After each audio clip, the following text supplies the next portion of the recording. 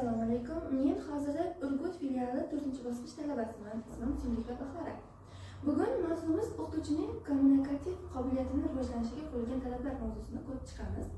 Buni rejalarga bo'lib olamiz. Birinchi rejamiz muloqot orqali ta'sir etish usullari, ikkinchi rejamiz muhitga kirishish, aloqa o'rnatish, kommunikatsiya tushunchasi va uning maqsadi. Uchinchi rejamiz o'qituvchining kommunikativ ko'nikmasi, yuzini o'qish san'ati, o'zgalar holatini tushuna olish, o'zini namoyish qila bilishi. To'rtinchi rejamiz nutq orqali va so'zsiz tushuna olish rejasiga bo'lib olamiz. O'qituvchining o'quvchilar bilan muomalasi jarayonida munosabatning ikki xil hissiy, emotsional holati vujudga kelishi mumkin. Pedagogning ijodiy hissiyotlari asosida o'zaro hamkorlikni tashkil eta olish qobiliyati haqiqiy samara beradi.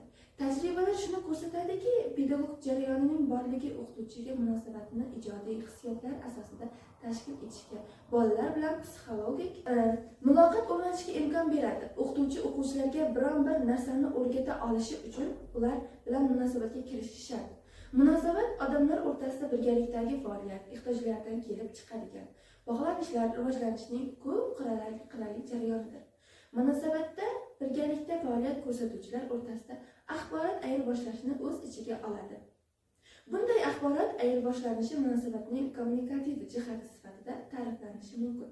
Munosabatning ikkinchi jihati munosabatga kirishuvchilarning o'zaro birgalikdagi harakati. Nutq jarayonida faqat so'zlar bilan emas, balki harakatlar, xatti-harakatlar bilan ham ayirboshlashdan iborat. Munosabatning uchinchi jihati munosabatga kirishuvchilarning bir-birlarini idrok eta olishlarini taqozo qilishdir. Shunday qilib, yagona munosabat jarayoniga shartli ravishda uchta jihatni kommunikativ, axborot uzatish, interaktiv, o'zaro birgalikdagi harakat va persiativ, o'zaro birgalikda idrok etish jihatlarini alohida ko'rsatish mumkin.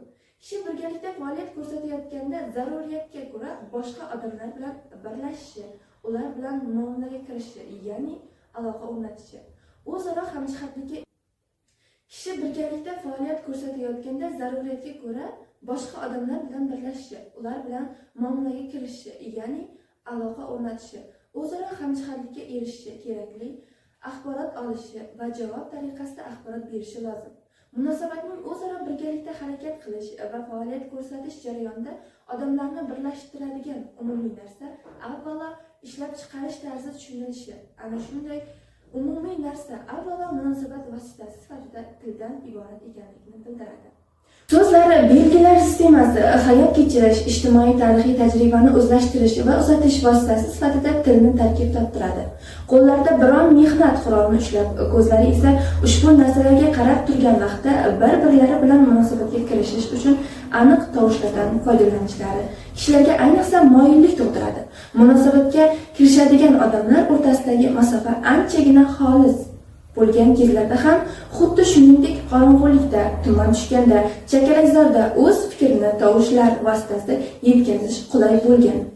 Til yordamida munosabatga kirishish tufayli borliqni alohida bir kishining miyasidagi inoksi boshqa odamlar himoyasida aks etayotgani bilan doimiy ravishda to'ldirib turadi.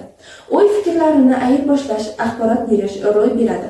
So'zlar muayyan bir mohiyatga ega, ya'ni ashyoviy olamga allaqanday tarzda tegishli bo'ladi. O'qituvchi u yoki bu so'zni ishlaganda uning o'zi ham, uning tinglovchilari ham yolg'iz o'sha bitta hodisani nazarda tutishadi va ularga anglashmovchilik yuz bermaydi. Mohiyatlar sistemasi kishining butun hayoti davomida rivojlanib va boyib boradi. Uni shakllantirish o'rta ta'limni ham, oliy ta'limning ham markaziy bo'g'ini hisoblanadi. Nutq bu og'zaki kommunikatsiya, ya'ni til yordamida munosabat qilish jarayoni demakdir. Ijtimoiy tajribada biron bir mohiyatni anglatadigan so'zlar og'zaki kommunikatsiya vositasi hisoblanadi. So'zlar eshitilib yo ovoz chiqarmasdan aytilishi, yozib qo'yilishi yoki soqov kishilarga biron bir mohiyatga ega bo'lgan imo-ishoralar bilan almashilishi mumkin. Kommunikatsiya jarayonida teskari aloqalar shakllanadi, ya'ni bola hamsuhbatining yuzlaridagi ifodani o'qishga, uning ohangida ma'qullash yoki ma'qullamaslik alomatini payqashga, katta yoshdagi kishining so'zlariga ilova bo'ladigan va kuchaytiradigan qo'l barmoqlari va yuz harakatining munosabatini tushunishga o'rganadi. E'tiboringiz uchun rahmat.